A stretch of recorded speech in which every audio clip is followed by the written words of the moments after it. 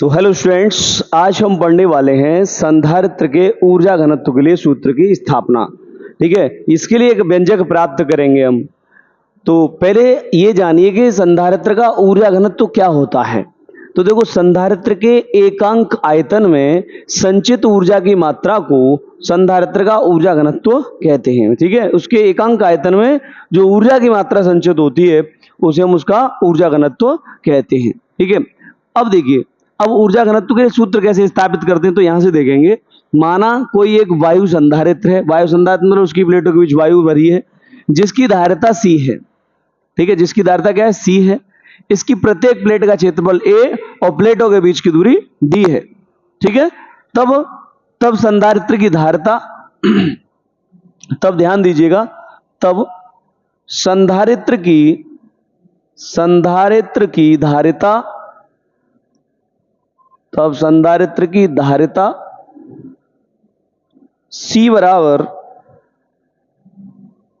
Epsilon not A upon D।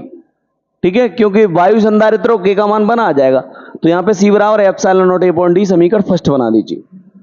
ठीक है, अच्छा, इस संधारित्र की वैद्युत स्थितिज ऊर्जा तथा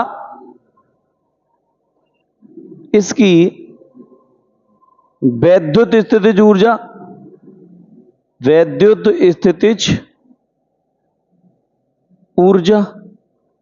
स्थितिज U बराबर होती है बेटा हाफ CV स्क्वायर होती है। ठीक है, U बराबर क्या होता है, हाफ CV स्क्वायर। समीकरण नंबर सेकंड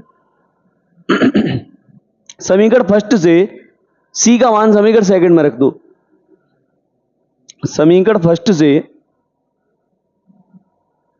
C का मान समीकरण सेकंड में रखने पर समीकरण सेकंड में रख दें तो क्या होगा। तो देखो बेटा, U बराबर 1/2, C का मान कितना है, epsilon not A upon D into B square. ठीक है, ये हो गया, ये ऊर्जा निकल के आ गई यहां से इसके पदों में। समीकरण नंबर थर्ड बना दो इसको।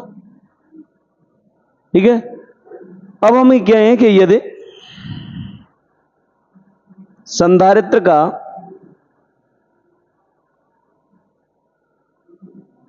आयतन V डैश है, यदि संधारित्र का आयतन क्या है, V डैश, क्योंकि यहां विभव तो V है इसलिए हमने यहां पे V डैश मान लिया। वैसे आयतन V होता है लेकिन ये भी V है इसलिए हमने इसको V डैश मान लिया। यदि संधारित्र का आयतन क्या है, V डैश है, तब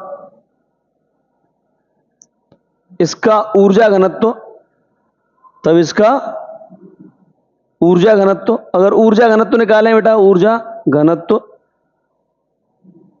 स्मॉल u बराबर क्या, एकांक आयतन में संचित ऊर्जा की मात्रा को। तो एकांक आयतन अगर V डैश है, मतलब V डैश क्या आयतन है और इसमें ऊर्जा की मात्रा क्या है, U है ना।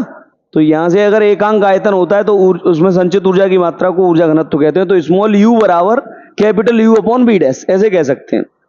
अच्छा, समीकरण थर्ड से U का मान इसमें रख देने पर, समीकरण थर्ड से U का मान रखने पर, देखो समीकरण थर्ड से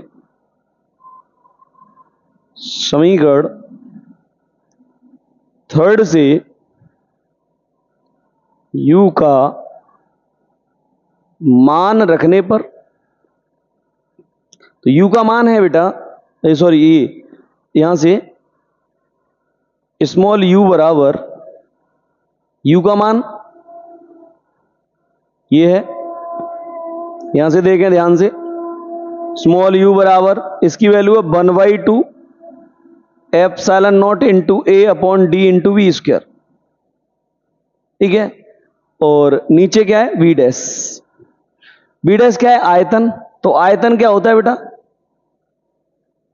आयतन होता है बेटा लंबाई गुणा चौड़ाई गुणा ऊंचाई, LBH। तो ये लंबाई गुणा चौड़ाई की जगह पे क्षेत्रफल आ जाएगा, तो क्षेत्रफल A।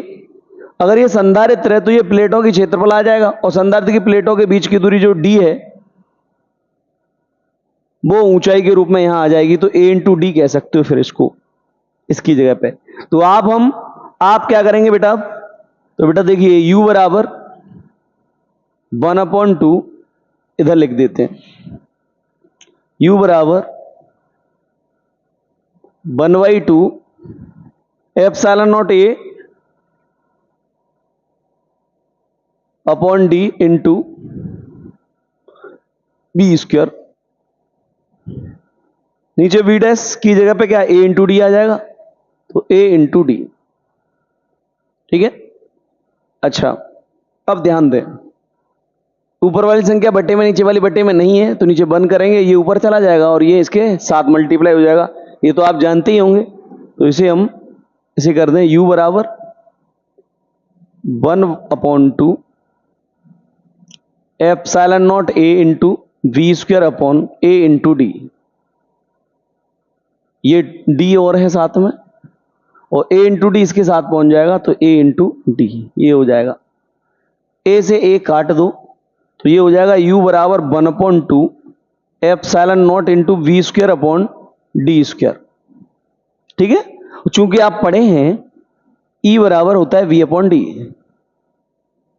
E बराबर v अपॉन डी, तो V square upon D square है, तो ये इसकी जगह पे क्या आएगा ई स्क्वायर। तो आप कह सकते हैं u बराबर 1/2 epsilon not into E square.